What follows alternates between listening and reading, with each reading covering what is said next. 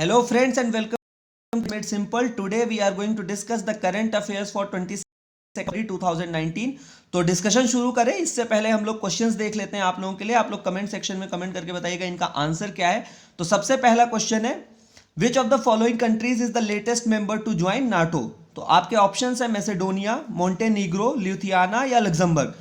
Second question is, aim of Swaraj party was to enter the legislative councils by contesting elections in order to wreck the legislatures from within, boycott the foreign goods, launch a non-cooperation movement against the British या adopt स्वदेशी in peace of goods on a vast scale। तो ये तीसरा question है, French supremacy in India came to an end with the battle of Wandiwash, battle of Plassey, battle of Buxar या फिर battle of Panipat. तो आप इन तीन क्वेश्चंस के आंसर्स दीजिएगा एंड अब शुरू करते हैं discussion.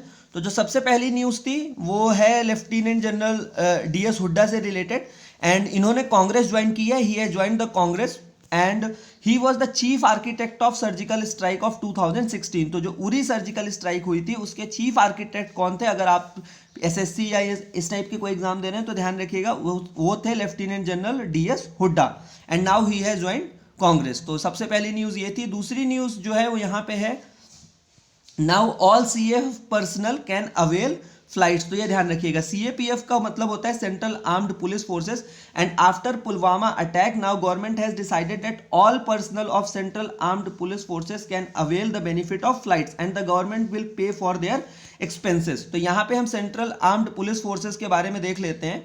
They come under the ministry of home affairs. तो ध्यान रखिएगा, सेंट्रल आर्म्ड पुलिस फोर्सेस की मिनिस्ट्री कौन सी है? Ministry of home affairs. हो सकता है यूपीएससी कभी मेंशन कर दे कि central armed police forces comes under the ministry of defence, तो वो स्टेटमेंट बिल्कुल गलत होगा। Central armed police forces comes under ministry of home affairs. और कौन कौन सी सेंट्रल आर्म्ड पुलिस फोर्सेस हैं? तो ध्यान रखिएगा, सीआरपीएफ है central reserve police force, CISF है central industrial security force, ITBP है Indo Tibetan border police, SSB है सशस्त्र सीमा बल, एंड असम राइफल्स जो कि ओल्डेस्ट पैरामिलिट्री फोर्स है, डेट वाज फॉर्म्ड इन 1835। तो यहाँ पे हमने देखा सेंट्रल आर्म्ड पुलिस फोर्सेस के बारे में, and now all the personal of CAPF can avail the flight benefits. तो नीचे चलिए मेरे साथ ताकि आप लोग पेपर जो है वो कंप्लीट कर सकें, as we are completing it and your paper will be completed within 45 to 50 minutes. तो जो नेक्स्ट न्यूज थी वो थी, Assam Rifles granted power to arrest anyone in the North East. तो असम राइफल्स को अभी मिनिस्ट्री ऑफ होम अफेयर्स ने power दी है कि they can arrest anyone in the North East. तो इससे पहले क्या था? Earlier Assam Rifles can arrest only in those areas where AFSPA that is armed forces special power act was in force. And इसके कारण क्या होता था कि जिन एरियाज में AFSPA नहीं एनफोर्स था वहां पे असम राइफल्स को दिक्कत आती थी लोगों को अरेस्ट करने में या उन लोगों से पूछताछ करने में जिनके ऊपर उनको सस्पिशन है। तो now Ministry of home Affairs has granted Assam Rifles power to arrest anyone in the North East. यहाँ पे हमको दो चीजें देखनी है, एक तो असम राइफल्स के बारे में देख लेते हैं थोड़ा सा, और दूसरा armed forces special power act के बारे में। तो असम राइफल के बारे में देख लेते हैं। Assam rifle is the oldest paramilitary force in India and it was founded in 1835। ये ध्यान रखिएगा। इसका हेडक्वार्टर कहाँ है? तो Assam rifles is headquartered in Shillong, Shillong ध्यान रखिएगा। And under the government policy of one border one force Assam rifle guards the Indo Myanmar border. तो ये भी ध्यान रखिएगा, असम राइफल जो है किसको गार्ड करता है? इंडो म्यांमार बॉर्डर को। अब हम लोग देख लेते हैं armed forces special power act के बारे में कि ये क्या है। In simple terms AFSPA armed forces the power to maintain public order in disturbed areas. तो ध्यान रखिएगा कि simply armed forces special power act is an act that empowers the armed forces to maintain disturbed areas. तो यहाँ पे क्या है कि किसी भी पर्सन को armed forces special power act के अंतर्गत आर्मी या पैरामिलिट्री उसको अरेस्ट कर सकती है and they will then hand over that person to the police और द लोकल अथॉरिटीज।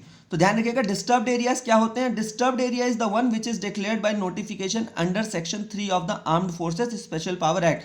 तो डिस्टर्ब्ड एरियाज किस सेक्शन के अंदर घोषित किया जा सकता है? तो it can be declared under section 3 of the armed forces special power act. और कौन इसको डिक्लेयर कर सकता है? द सेंट्रल गवर्नमेंट और the governor of the state और administrator of the union territory can declare the whole और part of the state और union territory as a disturbed area. तो यहाँ पे तीन लोग हैं, सेंट्रल गवर्नमेंट डिक्लेयर कर सकता है किसी भी एरिया को डिस्टर्ब्ड एरिया, या फिर गवर्नर ऑफ द स्टेट, या फिर administrator of the union territory. तो ये ध्यान रखिएगा, ये 3 लोग इनको arm forces special power act के अंतर्गत डिस्टर्ब्ड एरियाज को डिक्लेयर कर सकते हैं। इसका ओरिजिन कब हुआ था? इसका ओरिजिन जो है बेसिकली लेट 1950s में हुआ था, when north east was facing the huge violence due to several secessionist movements. तो ये ध्यान रखिएगा। And the arm forces special power act was passed by both the houses of parliament and it was approved by the president on September 11, 1958। तो ये ध्यान रखिएगा किस year में पास हुआ था, तो armed forces special power act was passed in 1958। तो यहां पे हमने असम राइफल्स और armed forces special power act के बारे में देख लिया। अब हम लोग आगे बढ़ते हैं नेक्स्ट पेज में। आप आ जाइए पेज नंबर 2 में। तो यहाँ पे जो न्यूज़ है वो ये है कि Orissa says it will be part of the PM किसान स्कीम। तो यहाँ पे एज सच ये न्यूज़ हमारे लिए 2 पॉइंट से इंपॉर्टेंट है। हमको 2 स्कीम्स देखनी है यहाँ पे। सबसे पहली है प्रधानमंत्री किसान स्कीम एंड दूसरी है Kalia scheme of the Orissa government. तो प्रधानमंत्री किसान स्कीम के बारे में देख लेते हैं। इट्स फुल फॉर्म इज प्रधानमंत्री किसान Samman Nidhi scheme, Kisan Samman Nidhi scheme, and it was launched in the interim budget of 2019-20। तो जो अभी लेटेस्ट इंटरिम बजट आया था उसमें इसको लाया गया था। एंड इसकी स्कीम के अंतर्गत क्या दिया जाएगा? Under this scheme 6,000 rupees will be provided to farmers holding cultivable land up to 2 hectares. And इसका क्रिटिसिज्म हम लोग देख चुके हैं कि इसका सबसे बड़ा क्रिटिसिज्म यही है कि it is providing assistance to only those farmers who are having land. तो लैंडलेस फार्मर्स या जो भी कल्टिवेटर्स हैं उनको ये कोई हेल्प नहीं करेगी। यहाँ पे जो दूसरी स्कीम है वो है Kalia scheme of the Odisha government, and this scheme offers a direct cash transfer of 5,000 rupees for a farm family over 5 seasons along with other benefits। तो ये ध्यान रखिएगा। एंड कालिया स्कीम के अंदर सबसे अच्छी बात ये है कि along with the small and marginal farmers it will also provide assistance to landless agricultural households, vulnerable agricultural household and landless agricultural laborers as well as sharecroppers and actual cultivators। तो ये ध्यान रखिएगा कि प्रधानमंत्री किसान स्कीम से ज़्यादा comprehensive scheme है Kalia scheme of the Orissa government. देख लेते हैं स्मॉल एंड मार्जिनल फार्मर कौन होता है। Small farmer is a cultivator who owns 2.5 acres to 5 acres of arable land, and marginal farmer जो है who is one who owns less than 2.5 acres of arable land. तो ये ध्यान रखिएगा, small and marginal farmer के बीच में ये डिफरेंस होता है। और कालिया स्कीम के बारे में बता ही दिया है आपको कि under this financial aid of ₹25,000 per farm family over 5 seasons will be provided to small and marginal farmers so that they can purchase seeds, fertilizer, pesticides and other things। तो ये ध्यान रखिएगा कालिया स्कीम के बारे में। एंड कालिया स्कीम के अंतर्गत जो है वो लैंडलेस एग्रीकल्चरल हाउस होल्ड को भी मदद की जाएगी। ठीक है, तो ये ध्यान रखिएगा इसके बारे में। तो यहाँ पे हमने देखा प्रधानमंत्री किसान स्कीम एंड कालिया स्कीम के बारे में। ठीक है, अब हम लोग देख लेते हैं अगली न्यूज जो हमारे लिए इंपॉर्टेंट है, वो है inner line permit will be applicable to entire Nagaland including Dimapur. तो जो नागालैंड के गवर्नर हैं पीबी आचार्य जी, उन्होंने कहा है कि now inner line permit will be applicable to entire Nagaland including Dimapur. तो सबसे पहले हम लोग देख लेते हैं इनर लाइन परमिट के बारे में कि इनर लाइन परमिट क्या होता है। इनर लाइन परमिट जो है वो एक तरह का ऑफिशियल ट्रेवल डॉक्यूमेंट है जो गवर्नमेंट ऑफ इंडिया इशू करती है, that allows travel of an Indian citizen into a protected area for a limited period, and it is obligatory for Indian citizens from outside certain states to obtain such permit। तो जैसे कुछ areas हैं, जैसे schedule tribe के areas हैं या जहाँ पे ट्राइबल्स रहते हैं, उन लोगों को प्रोटेक्ट करने के लिए जो है वो इनर लाइन परमिट का कॉन्सेप्ट लाया गया था। अभी किन किन स्टेट्स में इनर लाइन परमिट जो है वो लागू है, तो inner line permit is in force in Arunachal Pradesh, Mizoram and Nagaland. तो यहाँ पे जो है वो इनर लाइन परमिट जो है वो लागू है। People of Manipur are also demanding for the inner line permit system. तो ये ध्यान रखिएगा, under the inner line permit system a certificate can be issued to outsiders only for a travel in the areas covered by inner line permit. And inner line permit के अंदर जो areas आते हैं, there non resident people can not buy property in those areas. तो ये ध्यान रखिएगा। तो यहाँ पे हमने इनर लाइन परमिट के बारे में देखा कि ये क्या होता है और किस किस स्टेट्स में ये लागू हो रखा है। एंड इनर लाइन परमिट जो है वो अभी की न्यूज़ ये थी कि inner line permit will be applicable to entire Nagaland including Dimapur. तो ये ध्यान रखिएगा। And non residents can not buy land in the areas falling under inner line permit. ये ध्यान रखिएगा आप लोग। सो आगे बढ़ते हैं, नेक्स्ट न्यूज़ देखते हैं हम लोग। यहाँ पे पेज नंबर 3 में कोई न्यूज़ नहीं है, पेज नंबर 4 में ऐड है, तो उसकी कोई ज़रूरत नहीं है हम लोग को देखने के लिए। यहाँ पे हम लोग देख लेते हैं, इसमें पेज नंबर 5 में भी कोई न्यूज़ नहीं है। आगे बढ़ते हैं। यहाँ पे एक न्यूज है, 4 more is come to swine flu in Gujarat. तो ये ध्यान रखिएगा, H1 यहाँ पे जो हमारे लिए इंपॉर्टेंट न्यूज है वो है H1N1 वायरस। तो जो स्वाइन फ्लू है वो H1N1 वायरस के कारण होता है and it is a seasonal influenza. तो ये ध्यान रखिएगा, यहाँ पे सिर्फ दो चीजें ध्यान रखने वाली हैं कि H1N1 जो इन्फ्लुएंजा है वो वायरस के कारण होता है एंड ये सीजनल इन्फ्लुएंजा है जिसके कारण हर साल इंडिया में बहुत ज्यादा डेथ होती है। तो ये ध्यान रखिएगा। आगे बढ़ते हैं, नेक्स्ट पेज पे चलते हैं। यहाँ पे है हमारे लिए बहुत important, HAL production capability on par with peers. Chief Managing Director has said that the HAL production capabilities are on par with peers. तो ये इंपॉर्टेंट न्यूज से ज्यादा हम HAL के बारे में देख लेते हैं कि हिंदुस्तान एरोनॉटिकल लिमिटेड है क्या। तो Hindustan aeronautical limited is an Indian state owned aerospace and defence company that is headquartered in Bengaluru. तो ये ध्यान रखिएगा कि हिंदुस्तान एरोनॉटिकल लिमिटेड का हेडक्वार्टर कहाँ है, बेंगलोर में है। किस मिनिस्ट्री के अंडर में आता है, तो it comes under the administrative control of ministry of defence. तो ये ध्यान रखिएगा। एंड इसका प्राइमरी काम क्या है, it is primarily involved in the operations of aerospace and is currently involved in the design, fabrication, assembling of aircraft, jet engines, helicopters and their spare parts। तो ये ध्यान रखिएगा हिंदुस्तान एरोनॉटिकल लिमिटेड के बारे में। और फाउंड कब हुआ था, ये 23 दिसंबर 1940 को फाउंड किया गया था by Walchand Hirachand as Hindustan aircraft and it was renamed as Hindustan aeronautical limited in 1964। तो इसका नाम कब पड़ा था, ध्यान रखिएगा 1964 में it was renamed as Hindustan aeronautical Limited and it was founded in 1940। तो ये ध्यान रखिएगा। अभी इसके चेयरमैन कौन है, present chairman is R Madhavan. और हिंदुस्तान एरोनॉटिकल लिमिटेड के बारे में एक चीज और ध्यान रखिएगा कि it built India's first fighter aircraft, it was named as Marut fighter bomber, HF-24 Marut fighter bomber was the first fighter aircraft of India that was made in India by Hindustan Aeronautical Limited। तो ये हो गया Hindustan aeronautical limited के बारे में।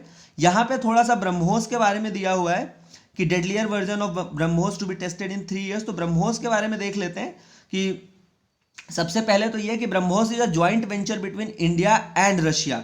ध्यान रखिएगा ब्रह्मोस किन दो देशों के बीच में ज्वाइंट वेंचर है, it is a joint venture of India and Russia and it has been named after Brahmaputra and Moskva rivers. तो ब्रह्मपुत्रा जो है वो इंडिया की रिवर है एंड मॉस्कोवा जो है वो रशियन रिवर है। तो इनके बेसिस पे इसका ब्रह्मोस नाम दिया गया है and it is capable of being launched from land, sea, sub sea and air against surface and sea based targets. तो ये ध्यान रखिएगा कि ब्रह्मोस जो है वो कहीं से भी लॉन्च की जा सकती है, land, sea, sub sea and air.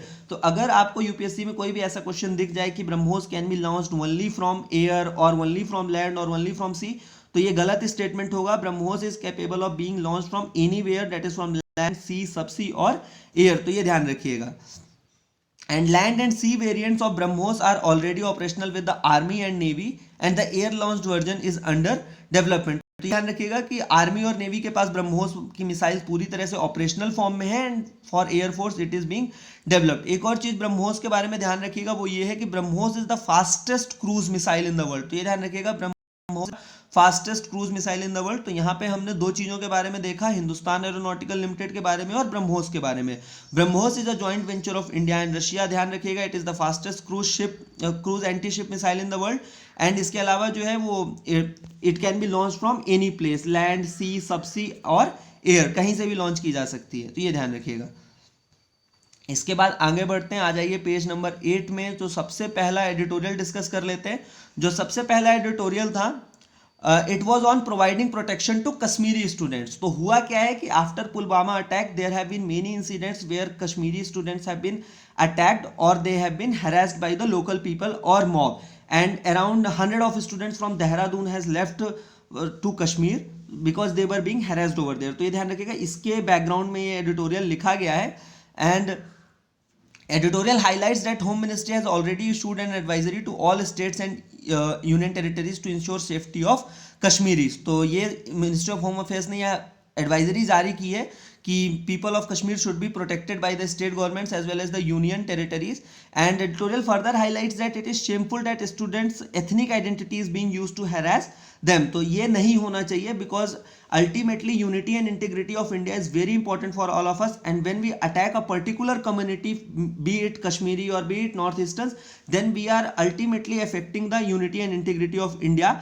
and it should not be done। And editorial says that it is also regrettable that many members of the Modi cabinet cabinet have either been in denial mode or gave ambiguous statements on the protection of students.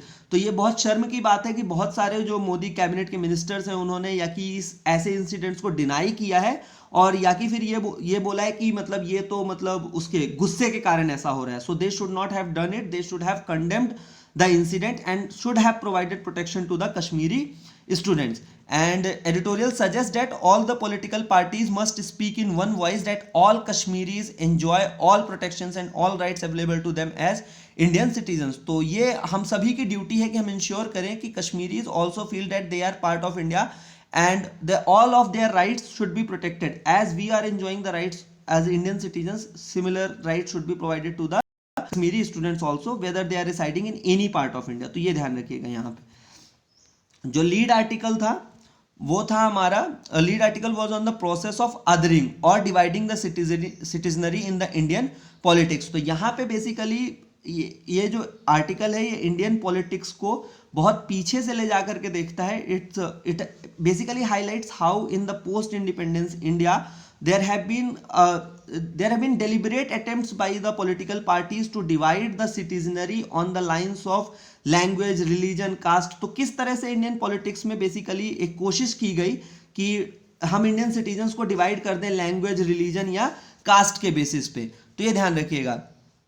तो यहाँ पे सबसे पहले author highlight करता है कि in the 19th century after the census was done, the society was divided into binary of majority and minority along caste, religion and ethnic lines. And by the 1920 political discourse in India barring that of Indian National Congress inhaled the politics of othering.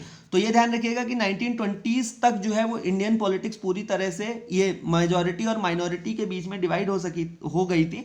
And author says that apart from Indian National Congress, which was all inclusive and included everyone, there were several other parties that divided the citizenry on various grounds, such as All India Muslim League, which was meant for Muslims, Akhil Bharati Hindu Mahasabha, which was meant for Hindus, or Justice Party, which was meant for Dalits, etc.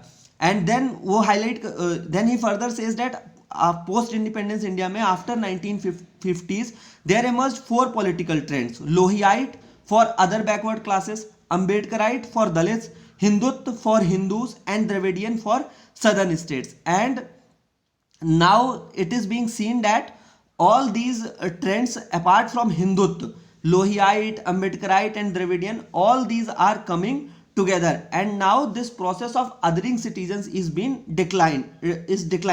तो ये ध्यान रखिएगा कि अब अम्बेडकराइट, लोहियाइट और Dravidian politics ये सारे लोग एक साथ आ रहे हैं.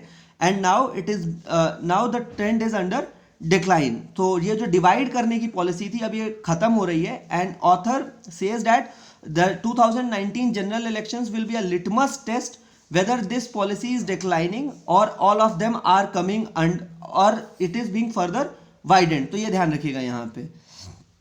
इसके बाद जो दूसरा आर्टिकल था वो था हमारा ये ज़्यादा इंपॉर्टेंट आर्टिकल है, picking sides in West Asia.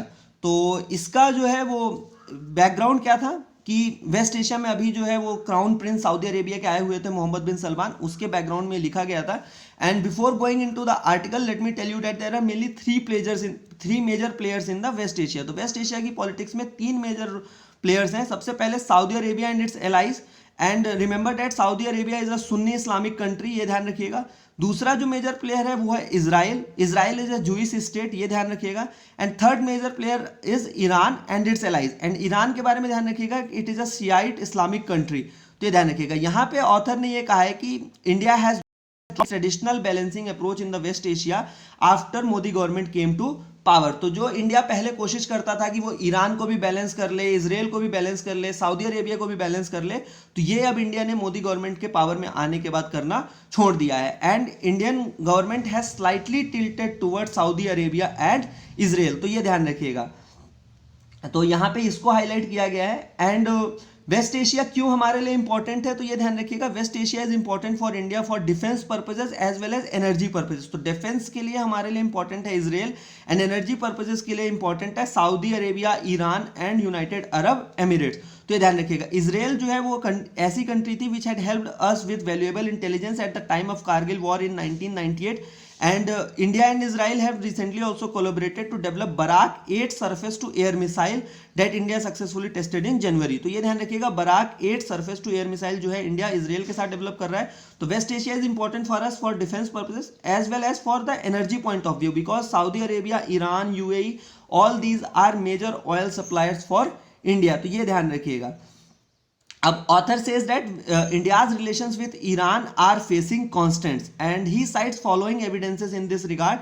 तो क्यों ईरान के साथ हमारे रिलेशन कांस्टेंट फील कर रहे हैं? तो सबसे बड़ा रीजन है economic sanction on Iran by United States, and इसके कारण से now India has got waiver for 6 months, but now India is looking for alternate sources of energy. And there are many projects like Shahid Beheshti complex at Chabahar and Farzad gas B field that has been languishing for many years. तो India Iran के relations में उतनी ज़्यादा closeness अभी नहीं है, लेकिन author at the same time also says that Iran is important for us because through Iran we have a Chabahar port by which we can reach Afghanistan, as well as Iran is important for international north-south transit corridor that will provide India access to Central Asia. तो ये ध्यान रखिएगा कि Iran हमारे लिए important है. तो हम लोगों को बैलेंस बना के चलना पड़ेगा. Now tilted towards Saudi Arabia and Israel, but we also need to maintain a balance in West Asia with Iran also. We need Iran. तो ये ध्यान रखिएगा यहाँ पे इसके बारे में. अब जो है वो नेक्स्ट एडिटोरियल था वो new angel tax rules for startups से रिलेटेड था. सरकार ने एंजल टैक्स को लेकर के कुछ नए रूल्स बनाए. तो सबसे पहले वो रूल्स देख लेते हैं. तो सबसे पहला रूल ये है कि according to the new rule investment up to 25 crore rupees in companies that are less than 10 years old and with a total turnover of less than 100 crore will be exempted from the angel tax.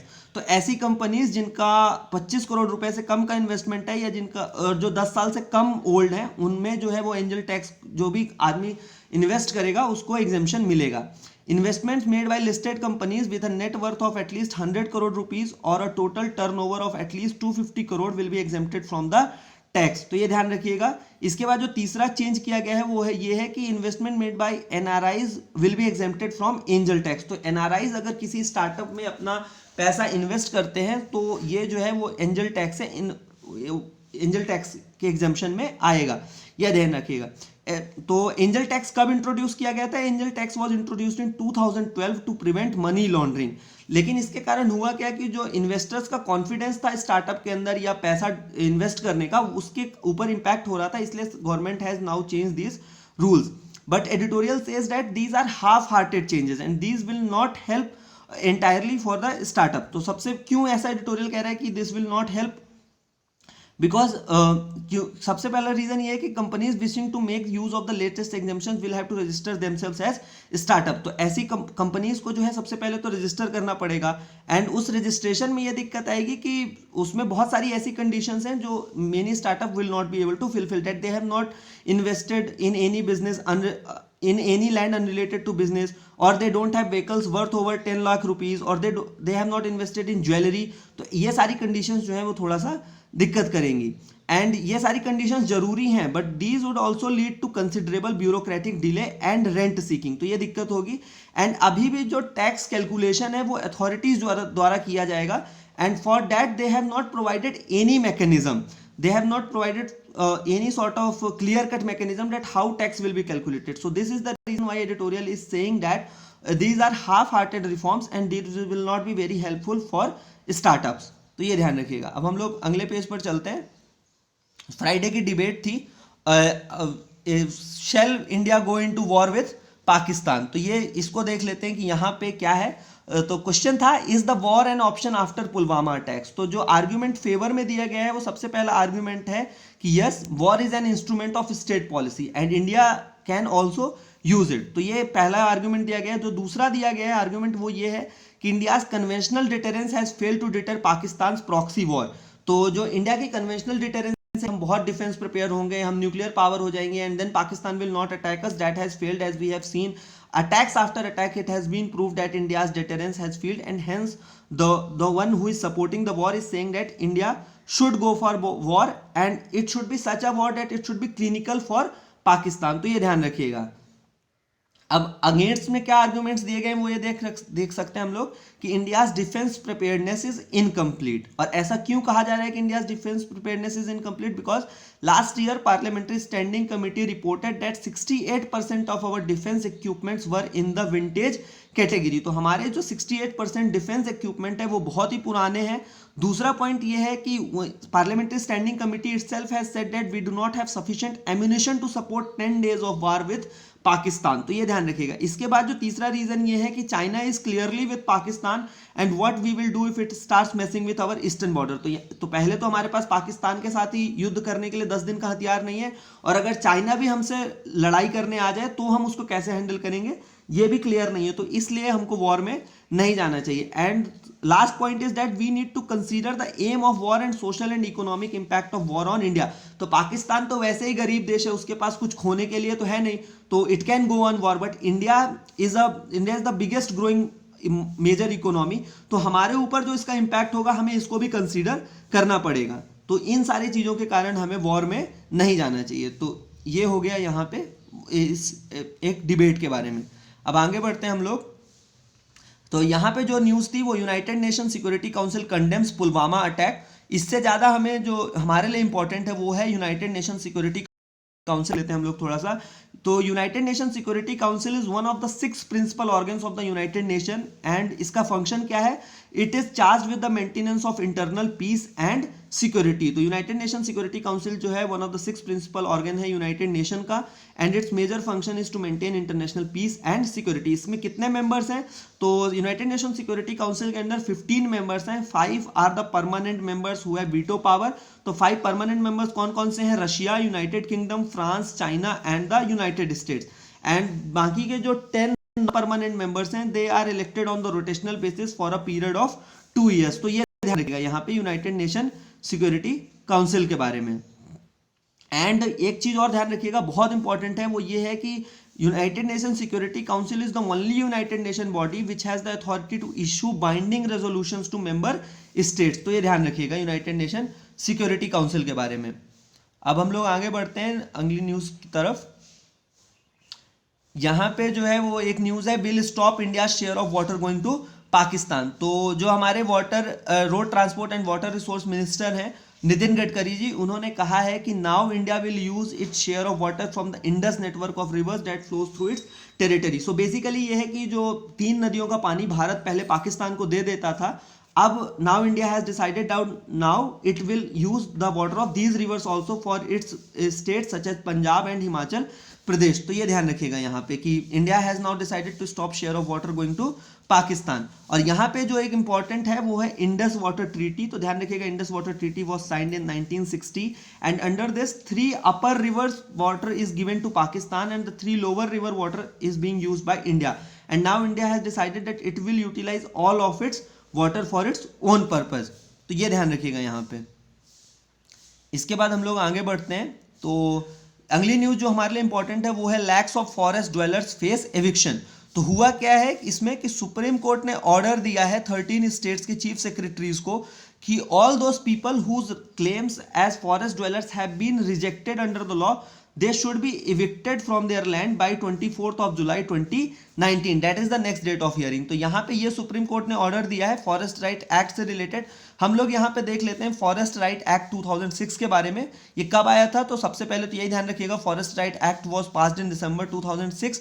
And ये किस चीज के लिए आया था? concerns the right of forest dwelling communities to land and other resources which was denied to them over decades as a result of the continuance of colonial forest laws in India। तो this act grants legal recognition to the rights of traditional forest dwelling communities protecting the injustice caused by the forest laws। तो एक तरह से जो traditional forest dwellers हैं उनके rights को सुरक्षित करने के लिए ये एक्ट लाया गया था। एंड कौन कौन से राइट हैं इस एक्ट के अंतर्गत? तो सबसे पहला है title rights, that is ownership to land is being framed by tribals or forest dwellers subject to a maximum of 4 hectares। तो उनको उनकी जमीन का राइट दिया जाएगा title right. Then they will have the uses right that is they can use minor forest produce and other forest produce. They and third right is relief and development rights that is they will be provided rehabilitation in case of illegal eviction or forced displacement and they will also be provided basic amenities। तो ये ध्यान रखिएगा, ये सारे rights हैं। कौन कौन eligible है फॉरेस्ट राइट एक्ट के अंडर में आने के लिए? So anyone who primarily reside in forest and who depend on forest and forest land for a livelihood are eligible under the Forest Rights Act. and इसके लिए condition ये है कि the claimant must be a member of the scheduled tribe scheduled in that area. he must have been residing in the forest for 75 years. तो ध्यान रखिएगा, या कि वो शेड्यूल्ड ट्राइब का मेंबर हो उस एरिया में, या फिर उसको जो है वो उस फॉरेस्ट में रह रहा हो फॉर द लास्ट 75 ईयर्स. तो ये था फॉरेस्ट राइट एक्ट के बारे में, तो ये ध्यान रखिएगा. अब हम लोग आगे बढ़ते हैं. यहाँ पे एक न्यूज थी, triple talaq ordinance repromulgated. So government has repromulgated triple talaq ordinance as it was not able to be passed in Rajya Sabha, and now Lok Sabha has also been Lok Sabha, now that was the last session of Lok Sabha, so it will ultimately lapse. तो हम लोग यहाँ पे देख लेते हैं ordinance के बारे में. ऑर्डिनेंस क्या होता है? Ordinance are the temporary laws having the effect of an act. तो ध्यान रखिएगा, ऑर्डिनेंस जो है वो टेम्परेरी लॉ होता है. किस आर्टिकल के अंतर्गत ऑर्डिनेंस बनाया जा सकता है? Article 123 of the constitution empowers the president to promulgate ordinance, and article 213 of the Indian constitution provides that governor can issue the ordinance. तो ये ध्यान रखिएगा. यहाँ पे और देख लेते हैं ऑर्डिनेंस के बारे में. It can be issued only when one house is not in session और ड्यूरिंग रिसेस ऑफ पार्लियामेंट. तो अगर दोनों houses of parliament are sitting in session, then ordinance can not be promulgated. It can be promulgated only when one house is not in session. तो ये ध्यान रखिएगा. Ordinance किन चीजों के लिए इशू किया जा सकता है? इट इज पास्ड फॉर दो circumstances which needs immediate action. तो ये ध्यान रखिएगा. An ordinance can be made only on those subjects on which parliament can make laws and subject to same limitations to which parliamentary law is subjected. तो ordinance के जरिए आप सिर्फ उन्हीं लॉज या उन्हीं मुद्दों के ऊपर ऑर्डिनेंस ला सकते हैं जो कि पार्लियामेंट के अंदर आते हैं. ठीक है. And ordinance can not be use to amend the constitution. तो ये ध्यान रखिएगा कि ऑर्डिनेंस के जरिए आप कॉन्स्टिट्यूशन अमेंड नहीं कर सकते हैं. एंड अगर पार्लियामेंट नहीं पास करता है तो इसकी टाइम पीरियड कितनी होती है ऑर्डिनेंस की? The ordinance can last 6 months and 6 weeks. तो maximum date an ordinance can last is 6 months and 6 weeks. तो ये ध्यान रखिएगा.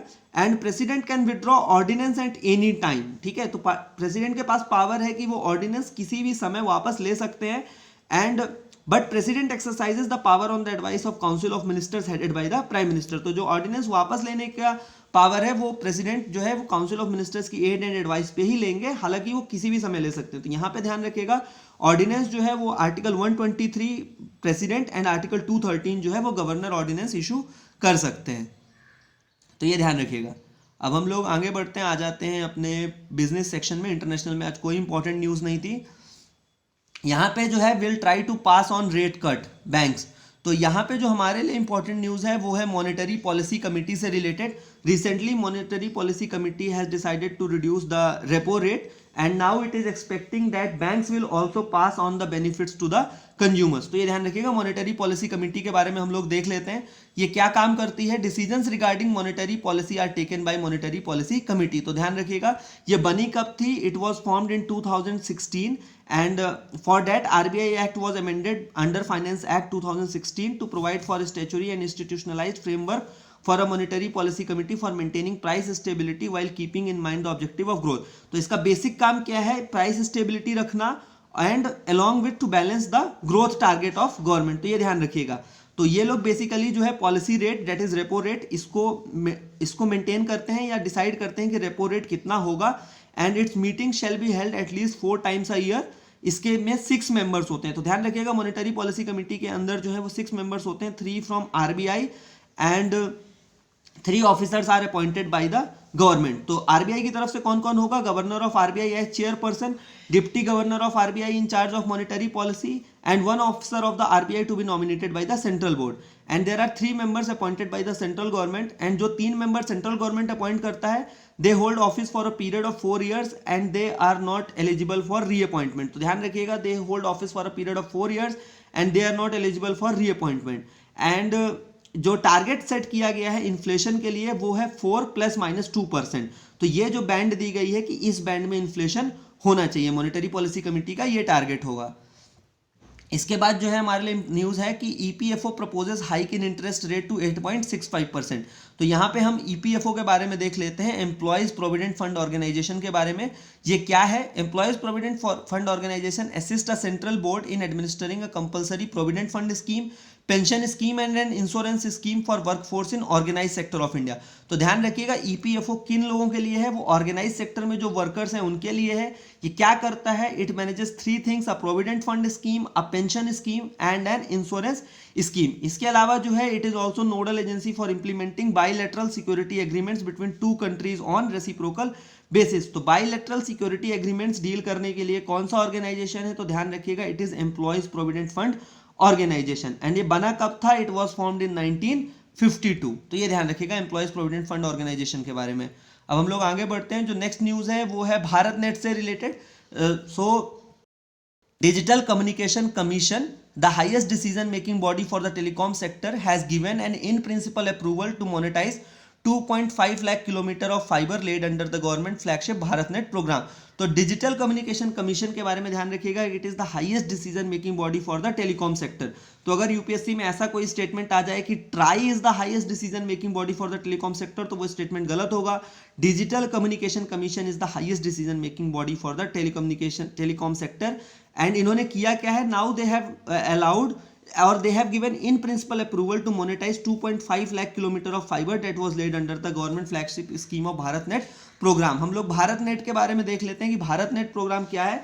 तो Bharat net programme aims to provide e education, e health, e banking, e governance to 2.5 lakh gram panchayat in the country. तो basically ये government का project है जो कि 2.5 लाख ग्राम पंचायत को लिंक करना चाहता है एक ऑप्टिकल फाइबर के जरिए, ताकि ई एजुकेशन, ई हेल्थ और ये सारी सुविधाएं जो है वो गांवों तक भी पहुंचाई जा सकें।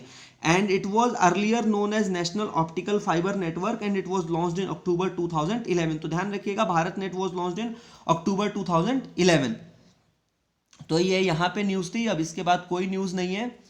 और स्पोर्ट्स पेज में यहाँ पे एक न्यूज़ इंपॉर्टेंट है, वो ये है एसएससी या बाकी एग्जाम्स के लिए कि supreme court on Thursday appointed retired Supreme Court Judge Justice D.K. Jain as the first ombudsman under the new BCCI Constitution। तो पहला BCCI का ombudsman कौन है? तो ध्यान रखिएगा, D.K. Jain has been appointed by Supreme Court as the first ombudsman under the new BCCI Constitution। इसके अलावा Supreme Court has also appointed Lieutenant General Ravi Thodge as third member of the Committee of Administrators managing the BCCI। तो इसके अलावा जो बाकी के दो members थे वो former CAG Vinod Rai and former Indian cricket player Diana Edulji जो है वो कमिटी ऑफ एडमिनिस्ट्रेटर्स की मेंबर थी। अब सुप्रीम कोर्ट ने एक तीसरा मेंबर अपॉइंट कर दिया है, लेफ्टिनेंट जनरल रवि थोडगे। तो कमिटी ऑफ एडमिनिस्ट्रेटर्स जो है वो बेसिकली लोधा कमिटी के रिफॉर्म्स के बारे के बाद आई थी बीसीसीआई को मैनेज करने के लिए। ये ध्यान रखिएगा आप लोग कि लोधा कमिटी जो है वो बीसीसीआई में जो रिफॉर्म्स हैं उससे रिलेटेड है, तो ये ध्यान रखिएगा। इसके अलावा स्पोर्ट्स सेक्शन में और कोई इंपॉर्टेंट न्यूज़ नहीं है। अब हम लोग आ जाते हैं लास्ट पेज में। अगर यहाँ पे कोई इंपॉर्टेंट न्यूज़ है तो ये है WHO prescribes aerobics 150 to stay fit. तो इस न्यूज़ में ये है कि WHO has reiterated the need for activity to reduce the incidence of non communicable diseases. ध्यान रखिएगा, इंडिया में जो अभी सबसे बड़ी प्रॉब्लम है हेल्थ से रिलेटेड वो है that is spreading of non communicable diseases. And WHO has recommended that physical activity is important to reduce the incidence of non communicable diseases. तो ये ध्यान रखिएगा यहाँ पे। इसके अलावा कोई इंपॉर्टेंट न्यूज़ नहीं थी। Thank you and please do like, share and subscribe the exams made simple. I hope आप लोगों को ये एनालिसिस पसंद आया होगा। Thank you and have a nice day.